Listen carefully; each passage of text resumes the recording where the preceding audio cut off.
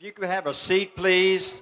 And for those of you who have been served a plate, if you will just wait for just a few more moments, because we're going to have a blessing soon. But again, if y'all could have a seat.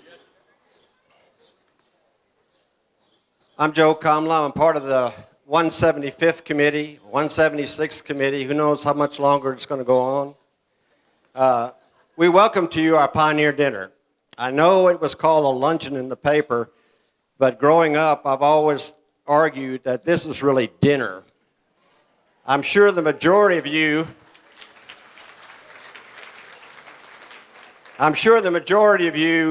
grew up eating dinner at noon and then having supper in the evening. So, nevertheless, welcome to the final event celebrating our 175th birthday and the 176th anniversary of the signing of the peace treaty with the Comanche. I know it's hot, but our ancestors have dealt with this for 176 years, so we're just going to go on. But thank you for braving the heat and being here with us. I hope you will instill in your heirs the wonderful traditions of Fredericksburg and the Texas Hill Country.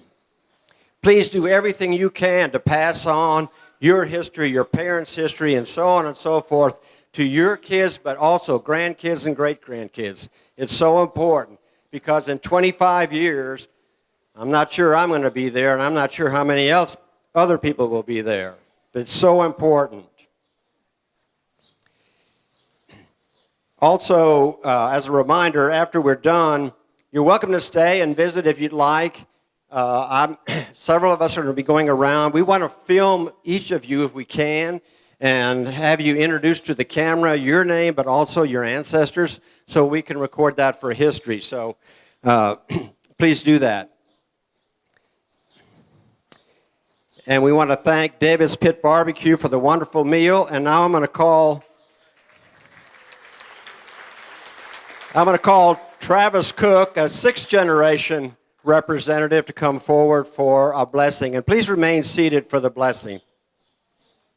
Right here, right behind you. All right, Big H. So our family has done a singing of the blessing for many years, so I'll teach it to you, then we can all do it together. Yeah. Noontime is here, the board is spread. Thanks be to God who gives us bread. Amen. Okay, now all together. Noontime is here, the board is spread. Thanks be to God who gives us bread. Amen. Thank you. Thank you, and enjoy the meal.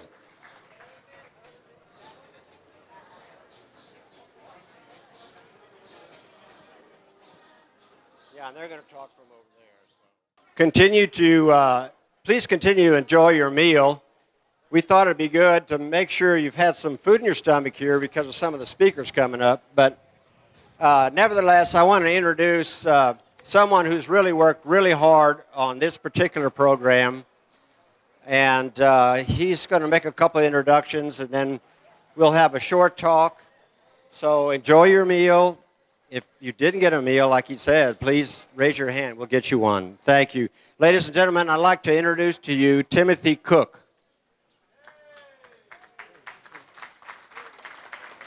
Good afternoon, everybody, and welcome. Welcome to our 175th Pioneer Dinner. You are very special guests, and we all share that same experience of being under the protection of the Society for German Immigrants in Texas. And I say give yourselves a big hand for being here. And our sponsor today is Woolsacks. It's a family tradition going back to 1868. And my partner and friend and host is the new owner of Woolsacks, business partner, Tom Gromas.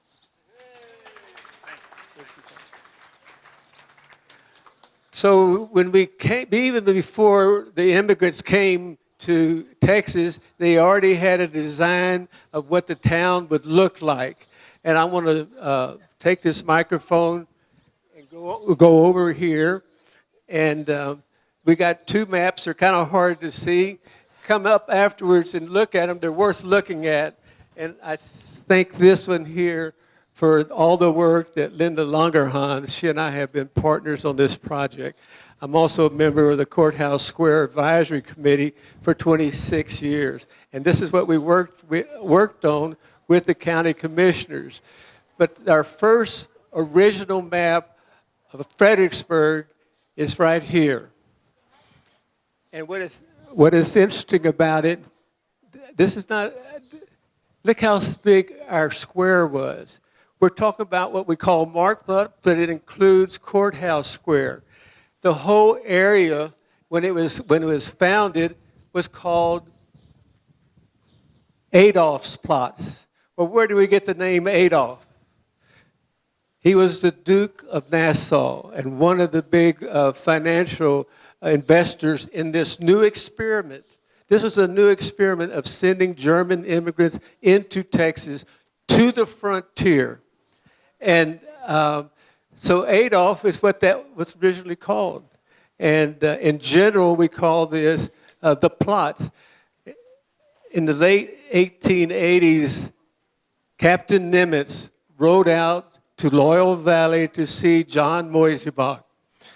And the first thing that John Moisebach asked Captain Nimitz, how is the plots? And he translated the word plots as park. How is the park?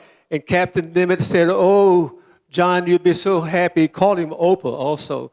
He said, oh, you'd be so happy to see all the people it's where we have the great festivities in the center of town. It's where the children play. It's where mothers come. It's the center of town. And it's precious to me to have this luncheon today, our 175th, here on Marktplatz, the heart and soul of Fredericksburg and Gillespie County. We are a grateful people. And every 25 years, we have given a gift to the community. And it started with the very first anniversary, which we're celebrating today, the dedication of the Vereinskirche that sat in the middle of Main Street. It was constructed by orders of Dr. Schubert, our colonial director, and built with Adolfsverein money. And it became a church of the Holy Ghost Lutheran and St. Mary's Catholic Church. That's the tradition. It was such a powerful symbol to see it in the middle of Main Street that people that would actually come who differed with one another in their religion would come together and pray together and be together. Separate services, but in one building. It was such a powerful image that it is a major image in the American religion church of the Native Americans. That's how powerful that octagonal building. So we give thanks for that. And the gratitude of what are some of those community legacies that we have given? Well, in that very first year, I was saying, was when Dr. Schubert had the Vereinskirche built and put it in the middle of Main Street. And as you notice on the original map here, there's nothing in the center of town. When it was built a year later, people celebrate. What was it like to be on that wilderness and to be and you're off and on and just trying to survive, and you finally had a place where you could come together and meet your neighbors that lived here in town and out in the country and be together and be able to pray together in one building. That's important.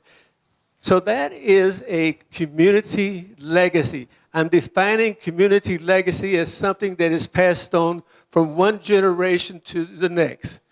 The next anniversary was the 25th, 1871.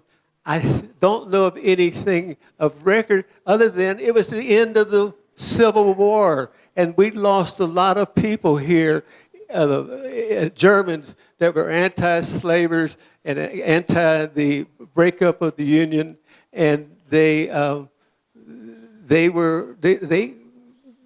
suffered greatly during the Civil War. Many of your families, too, may remember members of your family killed during the Civil War here for refusing to fight for the Confederacy. The next one is our 50th anniversary. That was 1896. And for that, the Vereinskirche had been abandoned, so to speak. Holy Ghost built a new church, and the walls were torn down. You've probably seen photographs of it. It's iconic. There was the Vereinskirche in the middle of Main Street. The walls were torn down, and they made a bandstand out of it for the 50th anniversary, 1896. The next, and that still lives as a community legacy in our tradition of gratitude for being here. It was later torn down, but in 1921, we celebrated the 75th anniversary. And what was the legacy gift of that generation? Was the bandstand on the other side of the square. It became the social, it stood where the current courthouse is. That's where it was originally built. And the commissioners built that beautiful bandstand, not a gazebo, a bandstand, and that's where they had their big dances. It was a social center of Gillespie County, including Fredericksburg. The next anniversary that comes up is the 100th. And what's interesting about the 100th, even though there were commercial places here on the square, Colonel Petch, in his wisdom at the time during the 1920s, gave this half of the square to the Fredericksburg Independent School District. And the county, of course, remained on the side with courthouses. Our first courthouse wasn't built until 1855. And it's built where the post office, Annex 1, is today. And it was torn down. In 1940, we had all three courthouses here on Fredericksburg standing. And then as they eventually, the post office wanted to move, offered to buy the land from the county to build a post office. The next anniversary of leaving a legacy to the community is the 125th anniversary. And that, they're using the funds from that 125th anniversary, they built Pioneer Pavilion at Ladybird Park. We didn't have space. It's kind of like those first immigrants that came in 1846 and 47. We didn't have a space to gather. So the Pioneer Pavilion became that legacy. It still stands today, and it still serves our community. For the 150th anniversary, 1987, I'm here I go. I told everybody I wasn't going to do this. But anyway, in 1796, we celebrated the 150th anniversary. And the gift that this community, working hard, working together, working with the city government and the county, they worked and they built Marktplatz. They restored Marktplatz to what we see today, and that's why I feel like we're so blessed and be honored to be on a part of the square that has that's so meaningful to our history. In the 150th anniversary, after it was completed, the legacy gift they wanted to give to our community is Courthouse Square. An update on that, and that's what this plan here indicates. These are two approved master plans of the city and the county. As we look to the north, here's the Vereinskirche. And then we're sitting here. They say you want to talk about the future, you have to start with where you are right now. If you want to talk about the past, you have to start where we are. This is where we are right now in the Altersvereinhalle. We want to make this, this is the county side, and what we have, the master plan that was approved 5-0 by the county commissioners, the judge and the mayor in 2014 signed a joint statement in front of the Vereinskirche that this anniversary, the 175th, would be the time to launch the implementation of Courthouse, what we call Courthouse Square. Notice, Moshe Bach always referred to it as a park. The commission, this county side was called Courthouse Park for more than 80 years. It was a park. The bandstand was there, the major dances, the major festivities. So we want to, as we enjoy our 175th, there's three things that we want to remember. We want to remember what we're grateful for in the present, remember the sacrifices of the past, and as we look to the future, this will be joining the two squares. It goes back to the original vision, one vision, one square.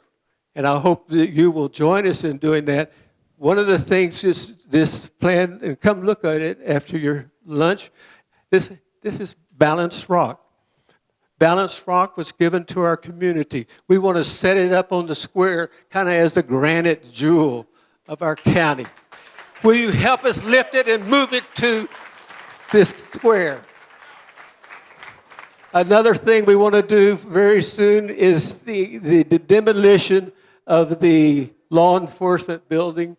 We have, as a community, the county has voted to build a new jail. We don't need the other jail there. It doesn't serve a purpose other than for storage. We can do better than that, and I want to do it with you together. Do I have anybody who wants to join us who's a descendant from that original group? Please join me. That's all I think I want to add right now is enthusiasm, and I want to thank working. Oh, the other thing, thanks, Travis. And thank you for leading us in our blessing. The part of this master plan is restoring and the historical 1855 Rock Jail across the street. There's many people I see at this luncheon today who have played a vital role in the development of Courthouse Square, of Marktplatz, and maintaining those traditions. And these two halves will be joined together, and it's joined with a footprint of the Vereinskirche in the middle of Main Street. That joins us together. We're already joined together by our tradition and history. And I'd like to read one thing as I close, if I can find it. I'll say it from my heart. The mark of a great generation is in the quality of their legacy to the next generation. Look at what we have inherited here today. We want to maintain that tradition, and then it's enriching, preserving, and honoring those things that have brought us together. And may we do it in harmony, in peace, and bless you all for being here today. Again, thanks to Tom Gromas and for hosting this today. And all the volunteers, thank you. Glen Treibs will speak next.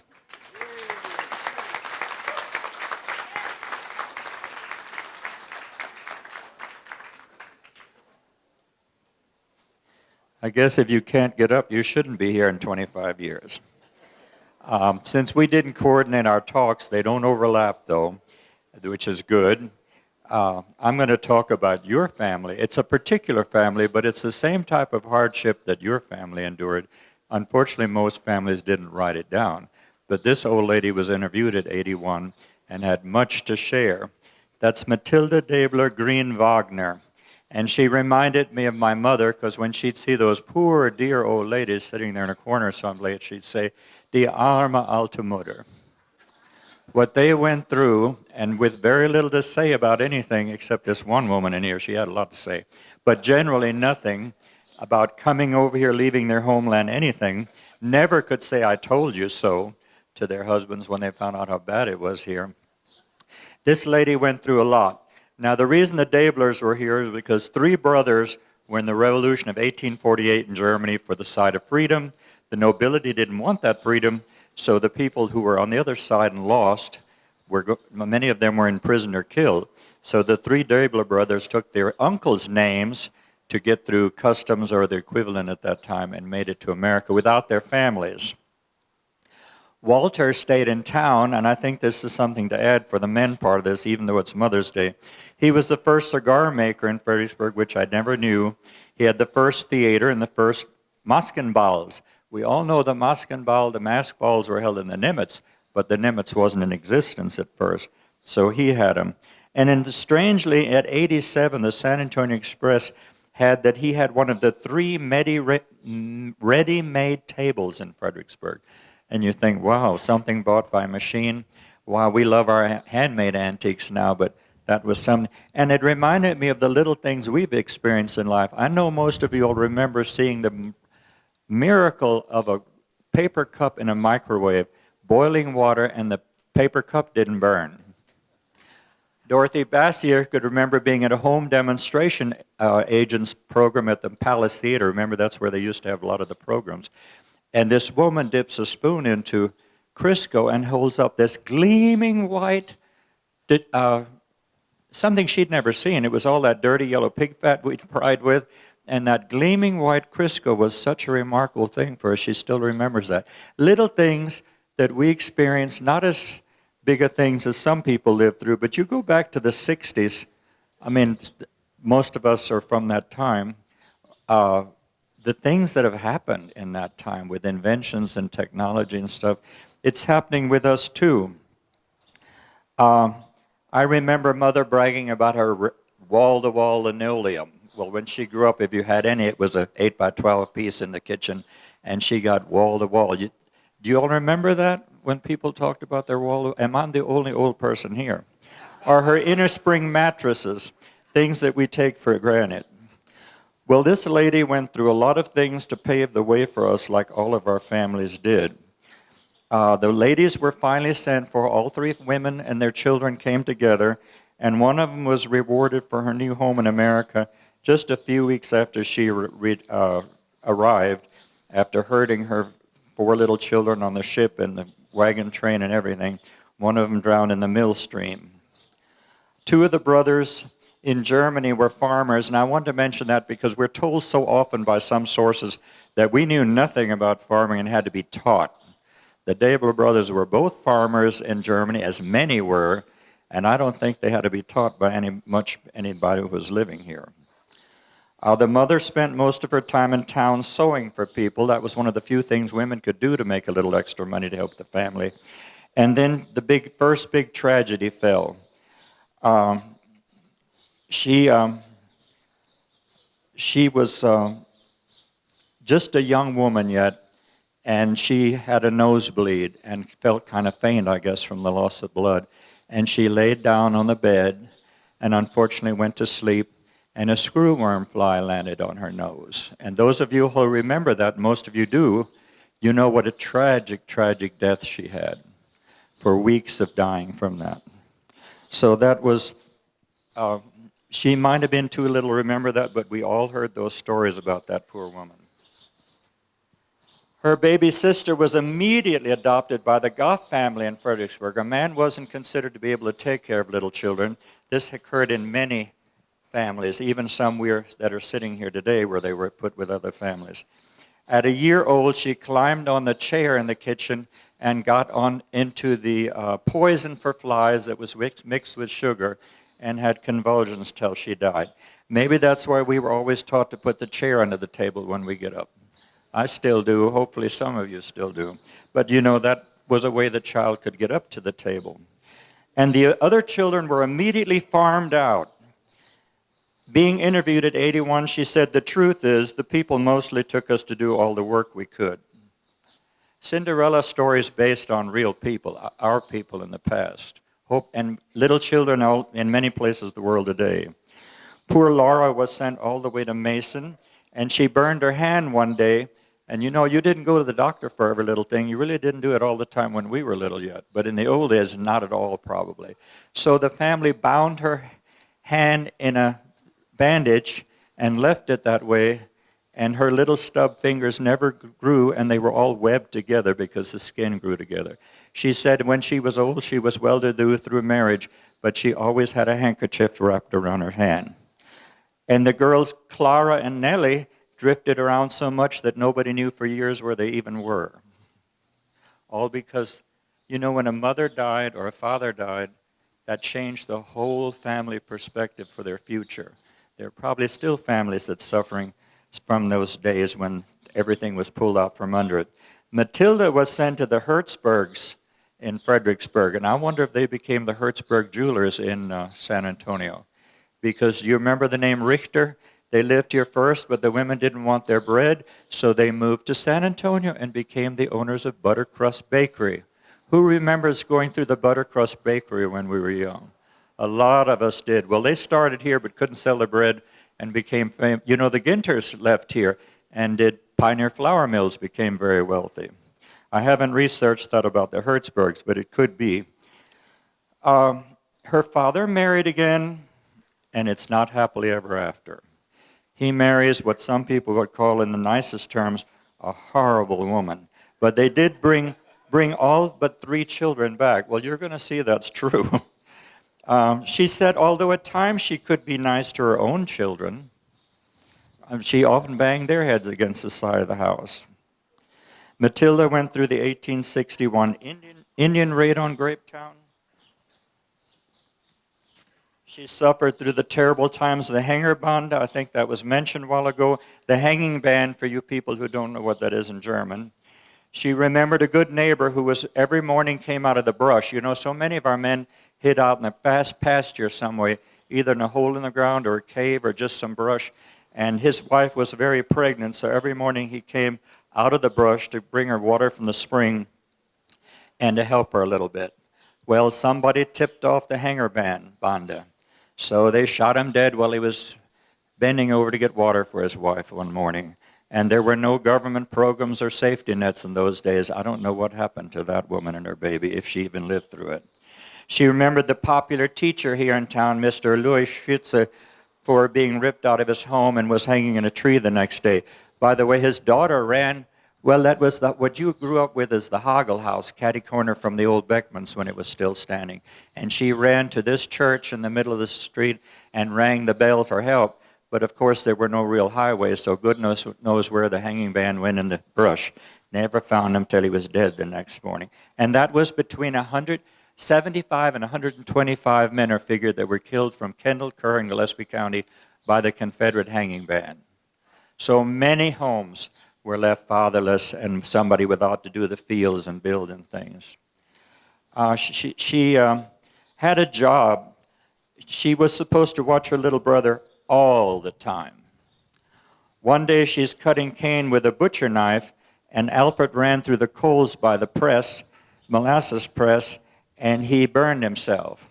Well, that stepmother picked up a stave that was laying on the ground and hit her very hard on the head.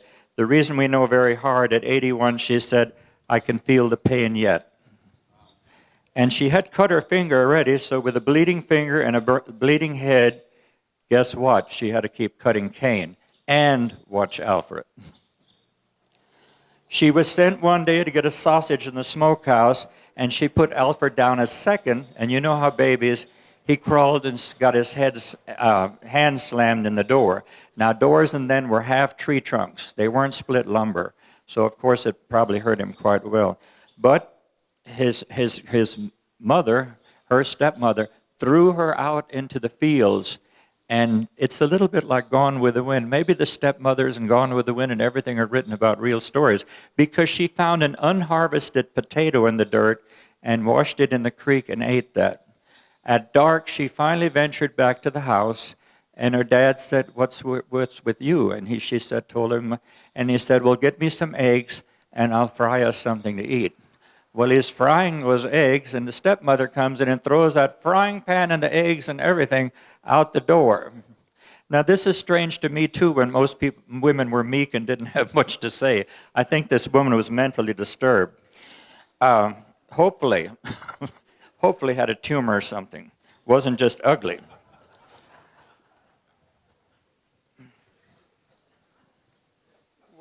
like to give people the benefit of a doubt if they're ugly. In fact, in her old days, she forgave her. So she said maybe something was wrong with her. By the way, when they were thrown out of the house, they went to their neighbor Grutcher. Maybe some of you are related to him. He was a kind man. He fixed them a nice dinner and said they could sleep there, but they said, no, we're going home. And then she said she must have felt better or something because she didn't throw us out again. So even a little better was something. No food for the children if company came. She and Laura went to bed one night hoping to sneak back down for food, and they went to sleep. The next morning they realized why the people were there. They were taking Laura away to Mason, and then it was not long before I too was sent away. At 8 or 9, she was put on the stage, and she'd never been anywhere except into Fredericksburg. This was like going to outer space to her, all alone at that age. She said she cried miserably the entire trip to San Antonio. And then she goes to work for the Landgrapers. I hope you're remembering that I'm talking about why we're here. We're not that special. These people lived through stuff, and this is one of the stories I picked to tell you what kind of things they lived through. The Landgrapers that had her did send her to school, and she said she sat with the other orphan girl in the class, the teacher's orphan girl that was their servant. Sometimes she could do errands and get a little piece of cloth or something and maybe have a second dress. The story gets worse. Well, I'm a history teacher, and we don't get together to remember our history if we don't remember who did it. All went to church every Sunday, but then she couldn't play with children, and she had to sit still all day in the house. I guess maybe between chores, or maybe she actually got off that one day to sit in a chair. She lived through the cholera epidemic. She talks about, that's the same thing we had here. A wagon came to the house once or twice a day, in San Antonio twice a day, and they'd say, any dead? And if you weren't quite dead yet, they'd wait. Cholera only took a few hours, so they'd sit by the wagon until you were dead. And imagine the family, they're losing a loved one in hours. They're sitting out there to take them away. I mean, that's a lot to take in a short time. And now the summers. Well, she wasn't going to be idle in the summer, so Mrs. Landgraper sent her to her brother in New Braunfels to pick cotton. She got 25 cents for every 100 pounds. Do you know how many cotton bolls it takes for 100 pounds? And every nickel was sent to Mrs. Landgraper. She'd got none of it. She had to walk miles to the field, and she had to walk miles back. And she got a large piece of cornbread and a large glass of buttermilk at lunch. As she grew older, she was hired by the mayor's wife, and this is equally bad. Examples of work: she had to wash all the kitchen pewter and brass so it shined. You did that with ashes. Our families did that on Saturdays. You know, we didn't have stainless steel, so one of the children would always go out to the ash pit and shine all the silverware. She split the bark off the trees to get grubs for the hummingbirds. She said the hummingbirds were treated far nicer than I was. Can you imagine splitting for enough grubs to get for the birds? And another thing was washing every leaf of all the oleanders in the yard as often as necessary. I mean, terrible busy work, actually. She caught typhoid and lost the most beautiful thing a child had, her long, beautiful hair. Now, we choose to cut it now, but then you let it grow forever, and it was the most gorgeous thing on a woman's body. A woman felt sorry for her and gave her a red ribbon, and Mrs. Landgraper tore it away from her and said, poor people don't have things like that. One time she fell asleep and hadn't brought the sack and the bucket of water upstairs for the mayor to take his evening sponge bath, and she said, I trembled when I heard her voice. How far a few kind words would have gone. Christmas was a small bag of candy or nuts or nothing. On Christmas, one lady gave her an apple. You can't realize how much an apple and orange at Christmas was for the children. That's why all the churches had them in the bag. One woman said, well, we didn't get an apple. We got a half an apple. We were too poor for an apple for each child. I remember the story as being told like that. And the next house would have a big box of apples and oranges wedged between the headboard and the wall so the kids couldn't get to it till Christmas. At 5 or 6 years later, when she's 14, her dad sends for her. I don't know what the change was, but they sent for some of the children. And the stepmother was a little nicer.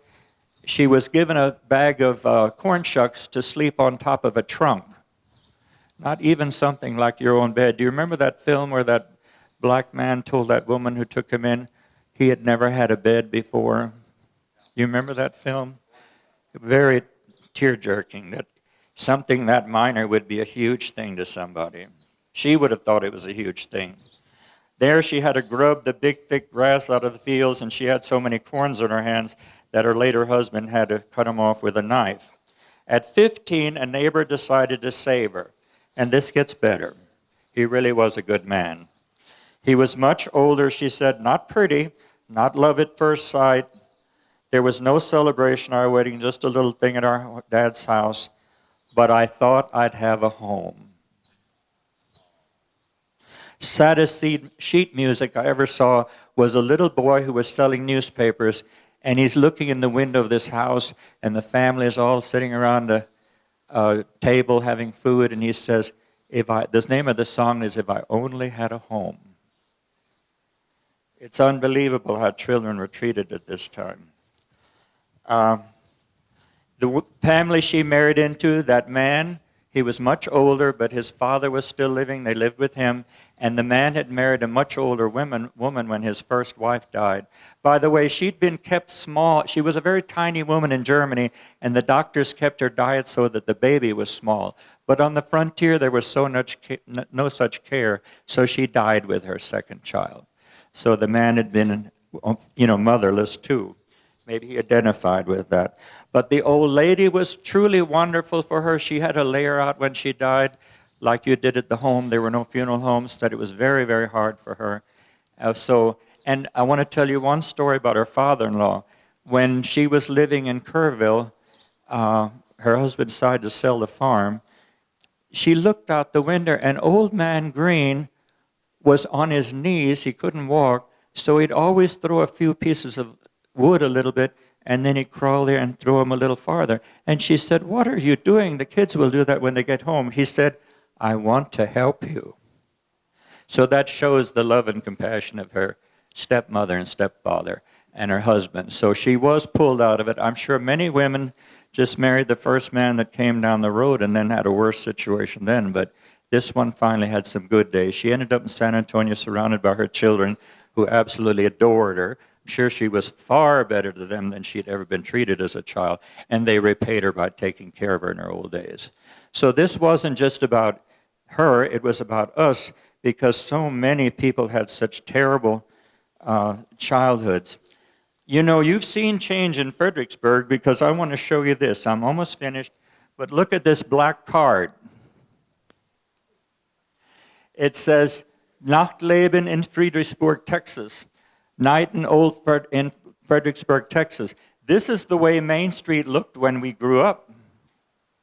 You do remember that? Everything closed at 5, and now we almost have a 6th Street on our Main Street. And they said to write your history down a while ago. That's very important, because you've gone through a lot of changes in your lifetime. There should be some highlights you want to tell your children and grandchildren. So write it down. I didn't know till this week that I had an authoress in my class. Laverne Heiner put out this very fine book on her family.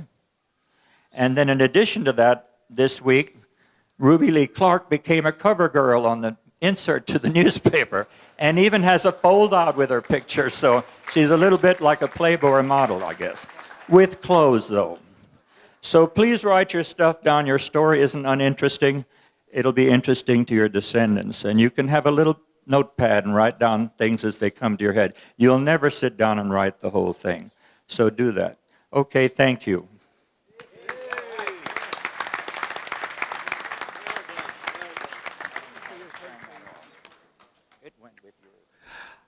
On behalf of Woolsacks, I wanted to thank you for coming today. Please stay as long as you like and visit and see your good friends. But I want to say it's been an honor to be on the 175th History Committee. A particular honor to have Joe Kammlah as our chairman, and to see how much work our committee has done to put on this event today. I want to acknowledge them, and particularly Evelyn Weinheimer. I don't know how you do it, Evelyn, day after day. Thank you. Thank you all. Thank you, Tom Gromas. Thank you.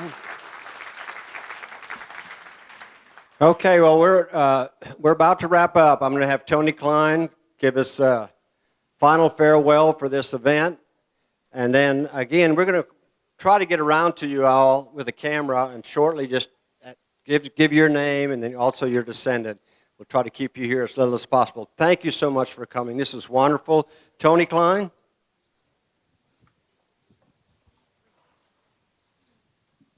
Thank you, Joe. And thank y'all so much for coming here. If you didn't notice over the weekend for the participation you had, there was no cost. And that's thanking all the sponsors that we got over the last year. We thank them. The community paid for it. They wanted to make sure you didn't have to pay for it. So I thank you, city and county, both big time.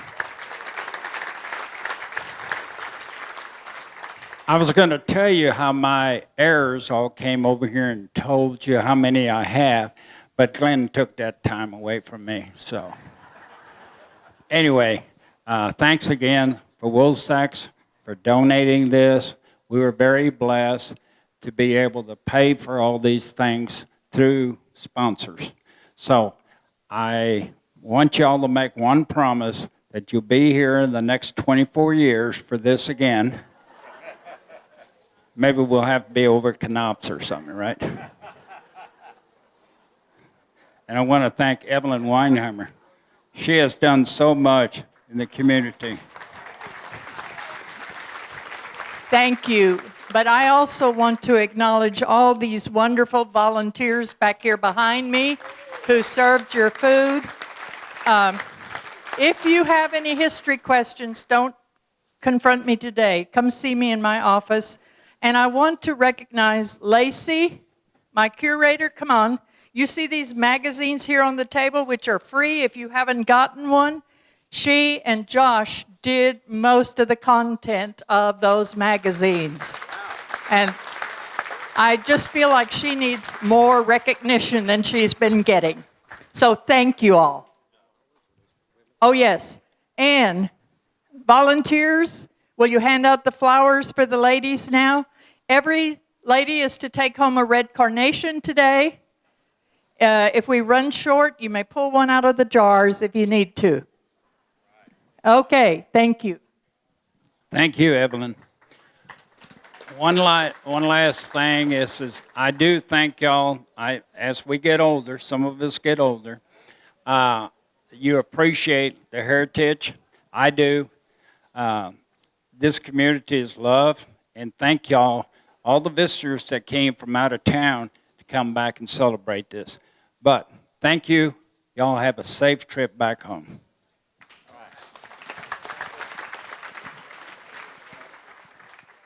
Yes, what I need is your name and your descendant's name, okay? I'm Jeanette Pale Klein, and my descendants were Peter Pale and Moritz Hartman and some Yenskis and Nepkins and on and on. Very good, thank you. Okay, I'm Sylvia Krenwelge Izzard, and I'm representing the Ellebrocht family. My grandmother was a Mund, and she married an Ellebrocht. Wonderful. I'm Sidney Ellebrocht, and our descendants are Friedrich Ellebrocht. He came over in 1846, and he was a wheelwright. And that was my great-grandfather. Harvey Ellebrocht, Friedrich Ellebrocht, the same as Sidney just said. He came over in 1846. He was a wheelwright. Great, fantastic, thank you. My name is Helen Schneider-Burke, and I'm a descendant of Louis Warman and Susanna Warman, and also Matthias Schmidt and Elizabeth Schmidt, Jacob Schmidt and Catherine Moore Klenner. All of them were my ancestors. My name is Sandra Dietz Dreyer. My family had the Dietz Bakery here in town. So, My name is Barbara Schmidt-Heinen, and my relatives were the first medical doctor in Fredericksburg, Dr. Wilhelm Keitel, and I'm related to the Steelers and some of the Schmidts. Alfred Schmidt was my grandfather. Okay, I'm Patricia Bruns Cleaton, and I am from the Johann Peter Mosel family. Emma Krennick, and I'm representing Valentine Heinemann. Wonderful. Thank you. And I am Ribby Lee Clark, and I'm a descendant of Valentine Heinemann. I'm Vernon Treibs, and my great-grandfather was Gottfried Treibs. Okay, my name is Frank Metzger, and I'm a descendant of Frederick Metzger and Jacob Metzger. Any more? Okay, your turn. Und jetzt was? Your name and then your descendants' name. I'm Joe Yensky. I was a Jacoby from the Stonewall area. So I'm here representing the Jacoby family and the Yensky family today. Dankeschön. My name is Ruth Anderegg Cott, and my grandmother was Margaretha Fritzi, and she married my grandfather, John Ulrich Anderegg. Wonderful. Wonderful. Oh, Thank you. she was 5 years old when she came over in the second or third group. Wonderful. Wonderful. Yes, sir. Same thing. I need your name and then your descendants. Charles Eckert from Mason. My great-grandmother was Margretha Fritzi. The Fritzis were the founding family here. Wonderful. Thank you. My name is Carl Albert Lukenbach. I'm the great-grandson of Jacob and Justina Lukenbach. I'm Rosalie Lachte. I was a Saugerbill, and my great-great-grandparents came from Germany, close to the Bremen area. And also on my husband's side, they were the first group that came to Fredericksburg. She was the one that cooked the bear head. Yeah, we were with the Althaus family. Oh, Althaus family also. Yeah, Frederick.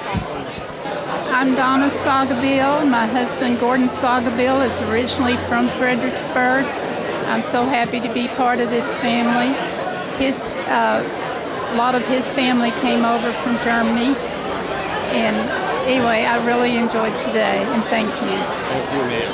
I'm Grace Crook, and the family name is Brodicum, and this is my daughter, Christy Erickson. My married name is Dorothy Bassey, Mrs. Roscoe Bassey, but I was a Luckenbach, and my mother was a Wendell from the Rohde family in Cherry Spring. I'm Paul Hartman, and my ancestors are several who were here in 1846. My great-great-great-grandfather was Pastor Bassey, and my great-great-grandfather was Henry Keller, lived up in the Live community. There are others, but that's the ones I know right off the bat. My name is Henry Franzen, and my grandparents' name was Reinhard Franzen. Erasmus and Johanna Franzen. I'm Lester Franzen. Okay, my name's Laverne Heiner, and my great-grandfather came here in 1849 to Fredericksburg, Texas, at the age of 14 years old, and he survived the Civil War, got married, and had 14 children, so I have lots of relatives in the Fredericksburg area. Thank you. I'm Adley Lachte. My descendant is Fred Lachte. He came over with the boat. He brought his wife and 2 kids as they came over, and then there were some other descendants that were born after they got here. And my great-grandfather was either Frederick or Fritz. My grandfather was Louis, and my dad was Ginter. Yeah. Thank you very much. You bet. Mary Ersch Althaus Hobbs. My Oma and Opa were Adolf Gerhard and Anna Dosch Gerhard. Opa Gerhard had Texaco Station across from Security State Bank, which is no longer there. Alton Mellering, descendant of Andreas Mellering. Wonderful, thank you. Okay. Look into the camera. Okay. My name is Arthur Coleman. It's my sister Elna Preston, Coleman Preston. My great-great-grandfather's name was Peter Johann Coleman. That's what he came over with the first group that came into the town. And so did Peter Walter. Oh yeah, Peter Walter, and that's on the other side of the family. The other side. Thank you very much. My great-great-grandfather, Dietrich Rode, or great-grandfather Dietrich Rode, came here at that time, and I'm a descendant of him through Elias Rode, and this is my son, Troy Sifford. And this is my mom, Joella Lewis, and our family settled in Cherry Spring. Her great-grandfather, my great-great-grandfather Dietrich Rode, was a pastor out there and helped start the Lutheran Church, and had many acres of land and was a rancher. We're proud Rode heritage and happy to represent here at the 175th anniversary. My name is Helen Hahnemann Rode, descendant of Carl Henke, who on the 1850 census was 1 year old and was turned out to be a rock mason. The house at the corner of Travis and Llano was eventually built by him. I am a descendant of Hans and Dorothy Hahnemann, my mother being the Henke. I'm married to Alan Rode, a descendant of Dietrich Rode. Have two daughters, Susan and Yvonne, and 4 grandchildren and 2 great-grandchildren. And I'm Dennis Hahnemann. I'm Helen's youngest brother, her only brother. And like she said, we're descendants of Carl Henke, who is documented to be the first boy born in Fredericksburg. Hi, my name is David Weinheimer, and I'm descended from Jacob, John, Henry, Hilmer Sr., then of course me, and that's about all I know. Okay, my name's Elmer Friedrich. I got here because my grandmother and grandfather, she was a Thiele, and I think it was Henry Thiele that came over. Now, whether that was her father or her grandfather, but they came over before 1850. I had some real good experiences. I was at the 100th anniversary. I was a Cub Scout, and my buddy and I were supposed to give the key to the city to Admiral Nimitz. Well, there was such a crowd, we couldn't get there, so we had to hand it to his daddy, who gave it to him, so we never even got to shake his hand or anything. That was something else. And today was special because the barbecue was made at my Oma's house. That was another special treat for me. So I've really enjoyed it. I don't think I'll make the 100. Okay, my name is Alice Hopp, and I am the descendant of the Bodenberg Moritz Hartmann family. That was my great-great-grandfather. And then my grandfather was, I think I got that name wrong, but anyway, I am a 3rd-year descendant of that family. And I am 95 years old. And You'll be at the next one. Well, if they have it pretty quick. Very nice, thank you. Thank you. My name's Melvin Miller, and my descendant is I descended from Fritzie, Margarita Fritzie, who came over here in 1845 and was covered in the 50 census, and she married John Ulrich shortly when she was 17, and the Andrichs. I'm part of the Andrich clan. Okay, my name is Eileen Krenwelge. I was a roadie And my ancestors were Fiedlers, Brincrofts on both sides, my grandmother's side.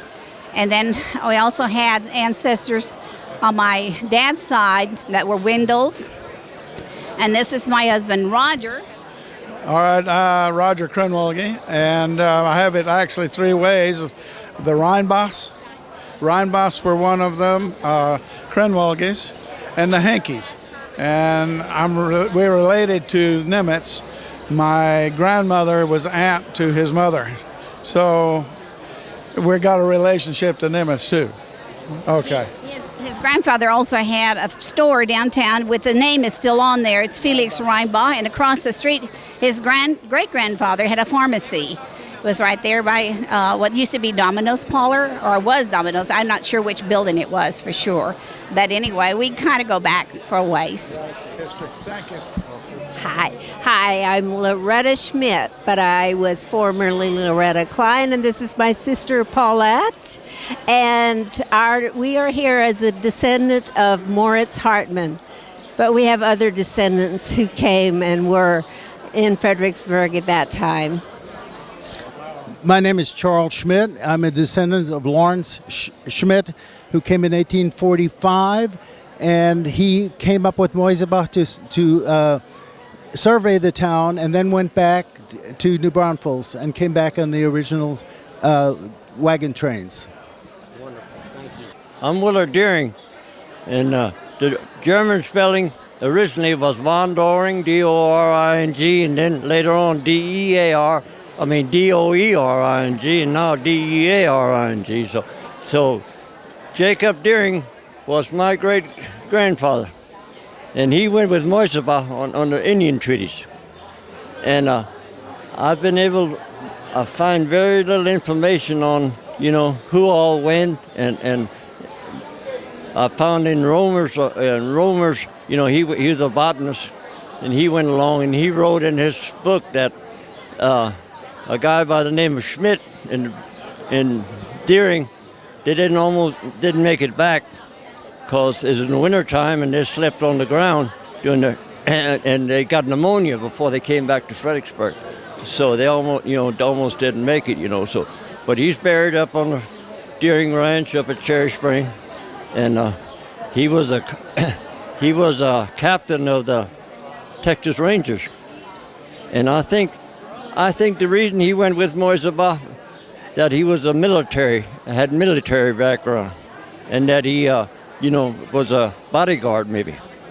And but I talked to some of these people that wrote books and this week, and I very little. Well, they said there are very few names are documented about the people who went, and so they don't have a whole lot of information. So I figured there was some information laying around. Somebody got some information that we don't have, But yeah, so. Well, thank you very much. Yeah, thank you, sir. Mm-hmm. I am Shirley Casper Hormuth. I grew up in Doss, Texas, and Ludwig Evers settled in that area.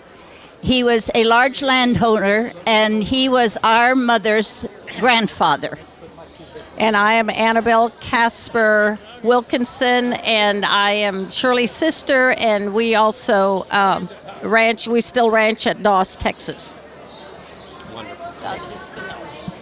Okay, I'm Ginther Ottmers. My mother was a Vogel, grew up in Stonewall. My dad was Ginther Ottmers. I grew up 2 blocks from this area right here on Marktplatz on Mistletoe Street, the only one block in Fredericksburg. And they used to have a wrestler stone here. We used to play baseball here on this property there, and really impressed with what Fredericksburg has done. They've really accomplished a lot of goals, and I'm happy to have lived here in Fredericksburg and spend my life here. Hi, I'm Betty Warman Rader, and some of my descendants came here in 1845 was Dr. Christian Allhouse, Heinrich Eckhart, Christian Warman, and Frederick Keeney. Yes. All right, Billy. I'm Billy Rader, and my ancestors named Jacob Rader. And Jacob married a Fossil, and it's part of the Historical Society, which you know, the Fossil Raider House up here on Main Street, and I was born in that house. So I can go in there, and when I do the dorpering, whatever you want to call it, and the people come in there, and I'd say, well, I was born here. I mean, it really is exciting for them. So that's good. Thank you. Thank you, Billy. All right. we're Okay, ready. I'm Louise Feuge, and I married a Friedrich, and I lived at Cherry Springs and grew up at Cherry Springs. And my grandparents were William Spade, and my grandmother's maiden name was Wilhelmina Schneider, and that's why we had the place at Cherry Springs. Wonderful. Thank you very much, ma'am. My name's Eileen Brokeback. My descendants are Friedrich Sauer, William Sauer. Friedrich was 12. Also John Bräutigam, and also Johann Andrick, who am I forgetting? But that's Sauer, Bräutigam, yes. That's about it. Well, I can say all the same for me. She's my sister. Oh, okay. Well, you want to be? Yeah, I'm I'm Stanley Sauer, and my forebears are Johann Friedrich Sauer, Wilhelm Friedrich Sauer, and then Johann Bräutigam. So we've got the whole group in there. I think Eileen and I are fifth generation Germans. Okay, Gary Broadbeck, and I'm a descendant of Jacob Broadbeck. He's my great-grandfather. That's it. That's great. Thank you. Good to see you. Timothy Koock from the Koock family, school teacher, arrived here in 1846 and had to bury 3 children at sea. And he died on Christmas Day, and it was a sad year for the Koock family. But I'm happy to be here today with my friend Joe Kammlah. Thank you, Joe, for all that you did. I'm Evelyn Grona Weinheimer. I am a direct descendant of many of the immigrant families, namely Johann Leindecker, Konrad Arntz, Ludolf Meyer, who was the one who pulled the cart that took the bodies to the cemetery, John Klein. That's probably the limit right now. A couple of others, but I have quite a few. Okay. And the rest of the town, right? Yeah. Well, I'm Glen Treibs, and I had all 8 of my families settled here. So I'm involved with the history stuff of the community. All tribes? Huh? The families? Oh, Treibses and at least two other families. I can't remember right now. But 8 of them landed here at least by 52. So I can't remember the families. Right of those 3 out of the 8, but Treibs was definitely one of them. Okay, thank you. So right there. I'm Milton Krenwelge, and ancestors from Hoger Krenwelge and the Myers, I think is would really come. So. Yeah, my name is Dorothy Krenwelge Staling. So I'm from 2 big families. The names of those families are? Reuben Krenwelge, and then Richard Senior Staling. Okay, thank you. Thank you. Yeah. My name is Barbara Jacoby, and my great-great-grandfather Nicholas and my great-great-grandmother Maria came over in the 1840s, maybe 1846, maybe 1847. And they had 3 children, and Peter Jacoby was one. He's my great-grandfather. And then he had 13 children, so I think I'm related to everybody in Gillespie County. Peter and Catherine. Catherine was his wife, Catherine Todge Jacoby. And anyhow, they're youngest of I think they had 13. I always forget if it's 11, 12, 13. You know, you stop counting. Das macht nichts. Der Jüngste war der Orvin Jacoby, und das ist mein Großvater. Und den Orvin, sein Sohn, war der Roy. Und so ich bin den Roy und die Anna Jacoby Tohta. So that's where I fit in. And and I have a son, Stet, and I hope that he is here in 25 years, and I'm expecting to be here 25 years from now, too. Thank you very much. Okay. John Walsh, my sister. Paulette Graham. I'm the oldest of 8 of us. And All right. The Walsh ancestor is Johann Joseph Walsh. He actually came over with his father, Peter. Peter died in the cholera epidemic of 1848. And at the time of the 1850 census, John Walsh was listed in the neighbor's lot, Gertner, and he ended up and was living there, and he ended up marrying Gertner's daughter, Wilhelmina Gertner, and started the family. And we still have about half of the 10-acre outlot over near the city cemetery in the Walsh family. My 4 brothers, we each own a piece of it. And but we have other relatives, the Gertners, Peter Shondoa, Amanda Staling, Matthias Zenner. All from 1850? Yes. Yeah, Knopp came later, but I'm just so excited that Historical Society and the City of Fredericksburg, Gillespie County are maintaining our heritage and honoring the founders through us. Appreciate it very much. I'm Lawrence J. Klein Jr., but I go by Larry. My dad was Lawrence J. Klein, all from Stonewall. I had 5 brothers. Y'all probably know a bunch of them: John, Tony, Rodney, Stan, and Barry, being the baby. But my grandfather was Emil Klein, and great-grandfather was John Klein, and the great-great-grandfather was Christian Klein, who came over in 1846. He came through New Braunfels, is where I live right now, and he couldn't find any land in 46 when he came through, so that's how he ended up moving up here and actually settling in Luckenbach. So anyway, great grandfather, I mentioned that already, Christian Klein. I understand that he died of cholera. I don't know if that's really true or not, but Pat Klein, one of my cousins, said that that's probably what he died from, because he's the oldest one that's in the cemetery here. And but it's been great. I've really enjoyed today. I think y'all did a great job putting this on. I'm very proud of my brother Tony that he's gotten elected to the city council, and I know he's real involved with heritage, and I understand John and Stan are really involved with the heritage thing. So anyway, and I've known Joe and Benno. We all went to Germany a couple of years ago. All right, thank you. Jerry Turntine. My ancestors here were Schmidt, Knopp, and Weinheimer.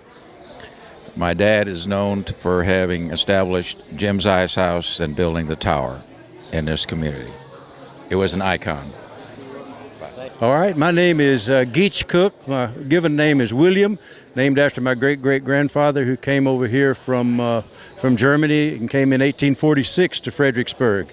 On the journey over, he and his wife Carolyn had 5 children. 3 of them died at sea, and then they had a little lot over here off of behind Peach Street, and he was killed on Christmas the next year when a rifle misfired or whatever. But anyway, so Caroline was left there and became a seamstress to take care of the family with her 2 remaining children, one of whom was my great-great-great-grandfather, William Cook. And all sorts of good things have happened. We're still here in Fredericksburg. Timothy Koock's my brother, and I bought Luckenbach, Texas in 1969 with Hondo Crouch. We were partners down there, and then I had a restaurant here called Oma Cook's, and we've been pretty active in Fredericksburg ever since, and I'm glad to be here today. Thank you. Thank you very much. You bet. I'm Joe Kammlah. My ancestors are Heinrich Kammlah I and the second, who came over here in 1846.